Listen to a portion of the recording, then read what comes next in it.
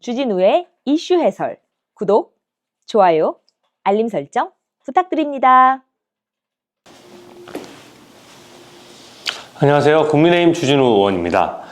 오늘 곽종근 양심선언을 회유하는 녹취록이 공개되면서 굉장히 파장이 일고 있습니다. 이 곽종근 회유 녹취는 결국 증거 오염을 말하는 것이고요. 증거 오염은 곧 탄핵 기각 사유가 되는 것입니다. 그래서 굉장히 중요한데요. 지금 12월 3일에 비상계엄이 있고 나서 기억하실 겁니다. 12월 6일자로 곽종근 특전사령관이 김병주 민주당 의원 유튜브에 출연해서 굉장히 세게 발언을 했죠. 대통령이 국회의원을 끌어내라고 명령했다. 이런 식의 단정적인 표현을 썼습니다. 저는 그 장면을 저도 봤는데 굉장히 이상했어요. 왜냐하면 자기가 어떻게 보면 자기가 자기 스스로 잘못한 것을 털어놓는 것인데 그것도 하필이면 민주당 의원 유튜브에 누가 섭외했지? 왜 대한민국 군인이 어떤 공식적인 자리가 아닌 데서 저렇게 발언을 하지? 국민 여러분들께서 굉장히 이상했을 겁니다. 대한민국 군이 그래도 되나? 군의 기강도 기강이지만 너무 뭔가 군인 같지가 않았어요. 군인답지가 않았습니다. 저는 보면서 솔직히 딱 직관적으로 우리나라 안보 이런 특전사령관이면 우리나라 최고의 부대 아니겠습니까? 최고의 부대들을 지휘하는 사령관이 저 정도의 어떤 좀 배포와 저 정도의 어떤 처신을 하나? 네, 이거는 그냥 제가 그 여야의 어떤 유불리를 떠나가지고 대한민국 안보가 걱정되는 수준이었어요. 아마 국민 여러분들께서도 저처럼 생각하신 분들이 많을 것 같은데 그때 발언 내용이 굉장히 컸고 비상계엄 직후에 이틀 뒤다 보니까 그게 그 탄핵에 대한 찬성 여론을 높이고 결국은 탄핵 소추에 내란죄가 들어가고 그래서 그 부분이 또 탄핵 재판으로 이어지는 것에 대해서 사실상 결정적인 영향을 미쳤습니다. 근데 이 증거가 확실히 오염이 됐다는 거예요. 이렇게 되면 곽종근 특전사령관의 진술은 못 믿게 되는 거거든요. 이게 굉장히 신빙성이 높습니다. 12월 6일에 김병주 의원 유튜브에 출연했는데 바로 전날에 지인한테 하소연을 한 거예요. 자기 친구나 뭐 이런 아는 사람에게 전화를 한 거죠. 그러면서 명확하게 얘기를 한 겁니다. 나를 내란죄로 엮으려 한다. 살려면 양심선언을 하라고 한다. 그러면 내란죄로 엮으려는 사람이 누구겠습니까? 국민의힘 의원일 리는 없죠. 민주당 김병주 의원이나 민주당 의원들이 압박을 그렇게 한 거예요. 너 그렇게 하면 내란죄로 엮어서 평생 빛 못 볼 줄 알아라. 뭐 이런 식의 상당한 협박에 가깝죠. 그래서 내란죄로 엮으려고 한다라는 표현을 쓴 거예요.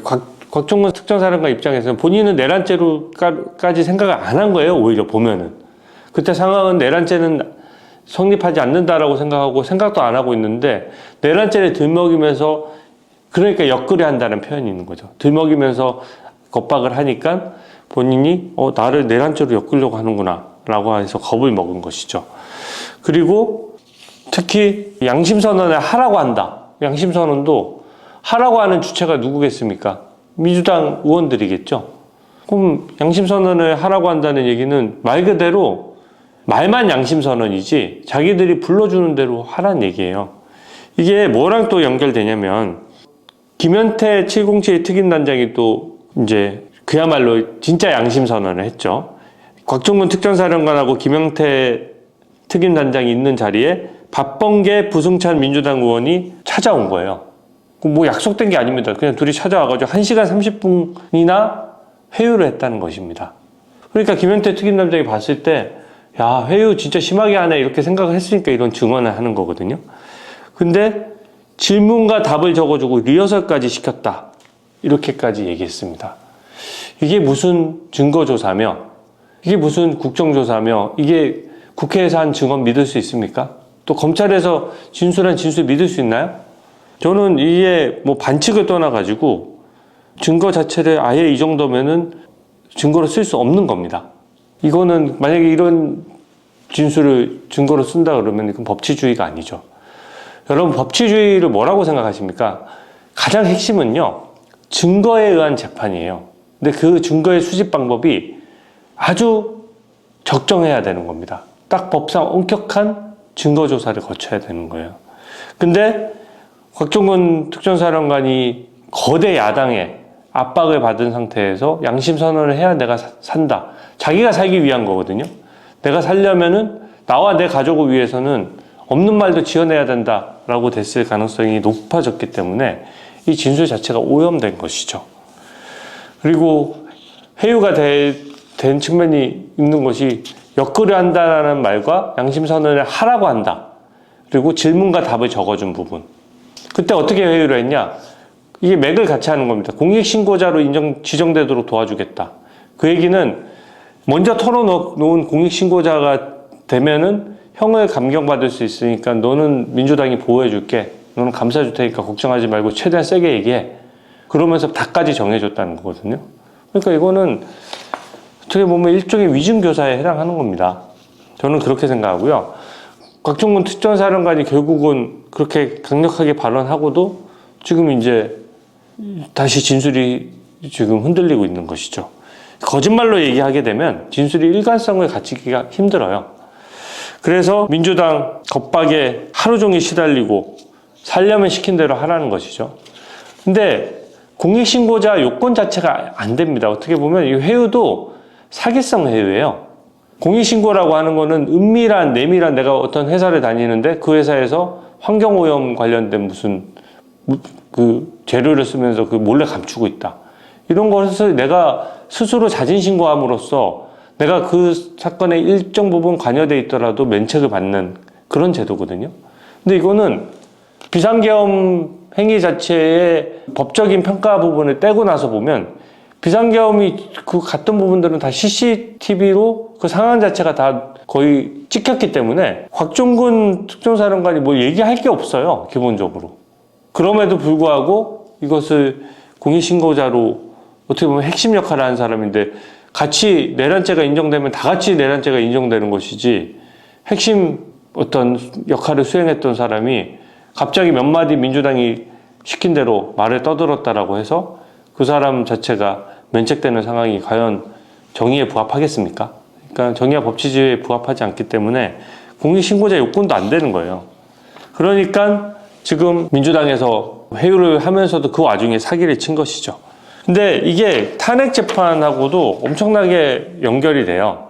탄핵 재판에서 무려 31명의 증인이 신청됐는데 8명만 채택돼가지고 정말 적은 숫자의 증인들만 증인신문을 했거든요. 근데 8명 증인 중에 보십시오. 곽종근 특전사령관은 지금 얘기했다시피 민주당에서 오염된 게 스스로 털어놓은 본인의 음성이 나와버렸어요. 홍장원 국정원 1차장도 마찬가지입니다. 본인이 메모 썼다라고 얘기함으로써 자기 진술의 신빙성을 더했는데 메모가 알고 봤더니 다른 사람이 쓴 거예요. 그리고 기억을 더듬어서 여러 차례 고쳐 쓴 겁니다. CCTV 영상에 동선하고 본인의 증언이 일치하지 않아요. 그러니까 곽종근, 홍장원 2명을 제외하고 나머지 사람들도 다 진술을 거부하거나 얘기하는 사람이 없는 겁니다. 그 1시간만씩 얘기했는데 그걸로 국민 여러분들께서 어떻게 사실관계를 판단을 하시겠습니까? 근데 이게 완전히 꼼수로 수사 기록을 가져다가 본 거예요. 헌법재판관들이. 이래서 이 적법 절차가 문제가 되는 것이고요. 헌법재판관들 중에 지금은 다수결로 이런 식의 엉터리 재판이 끌고 가지만 헌법재판관 3명만 이런 증거 수집 방법에 동의하지 않는다라고 쓰면 이 탄핵 심판은 적법 절차를 지키지 못했기 때문에 애초에 기각되거나 각하될 수 있는 것입니다.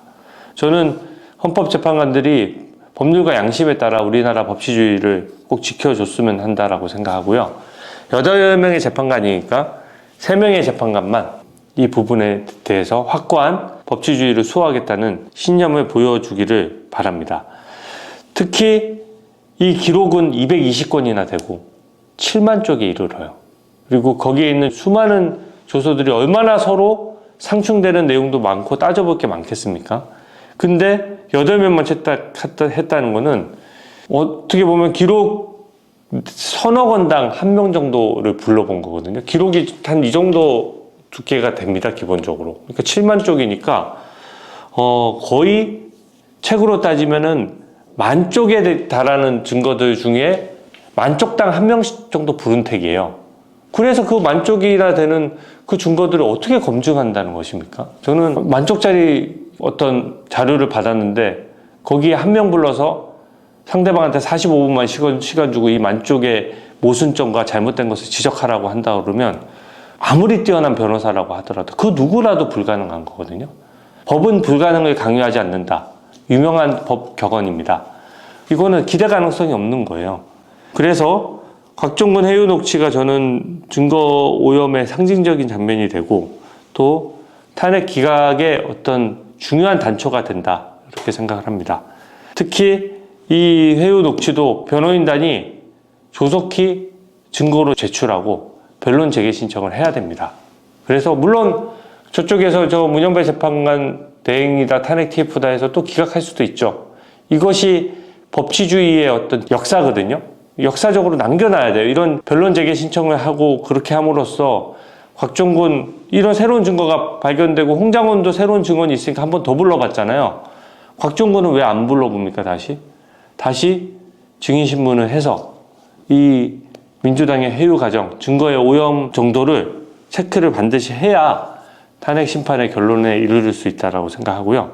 곽종근, 홍장원 빼고 나면 6명밖에 안 됩니다. 그 중에 또 사실상 증언 거부를 한 사람들이 많기 때문에 사실상 증언만 놓고 보면은 몇 개 없는 거예요, 증거가. 사실관계를 확정할 정도가 안 되는 것이고 나머지 7만 쪽은 전부 다 상대방의 반론권이 보장되지 않은 또 형사재판에서는 결코 증거로 쓸 수 없는 아예 변호인단이 나 이거 증거에 동의 못해 라고 하면 법정에서는커녕 재판부에 절대 제출될 수조차 없는 그냥 백지나 마찬가지죠. 그런 것들로 증거를 삼는다면은 이거는 증거의 수집 방법부터 잘못됐다라고 생각하고요. 증거에 의한 재판이 아니라고 생각합니다. 증거에 의한 재판을 받는다. 옛날에 조선시대에 그 고문하면서 네 죄를 네가 알렸다. 네가 먼저 토설해봐라. 이렇게 했던 그것들이 법치주의가 아닌 것처럼 결국 거기서 왜 법치주의가 아니라고 합니까? 그 증거에 아무리 자백을 받는다 한들 그 증거의 수집 방법이 위법하기 때문이죠. 이것도 마찬가지예요. 현재 마치 본인의 신상과 가족에 대해서 칼만 안 들었지 엄청나게 협박한 거 아닙니까, 민주당이? 곽종근 특정사령관에 대해서 그렇게 강한 협박을 했다는 것 자체가 곽종근 특정사령관에 대한 증언은 아예 오염됐다. 아예 증언으로 삼을 수 없다라고 생각하고요. 변론 재개 신청을 통해서 적법 절차에 따른 탄핵 재판이 다시 재개되어야 한다라고 생각합니다. 이 사안은 탄핵이 기각될 만한 중대 사안이라는 점을 다시 한번 말씀드리면서 오늘 해서 이것으로 마치겠습니다. 감사합니다. 추진호의 이슈 해설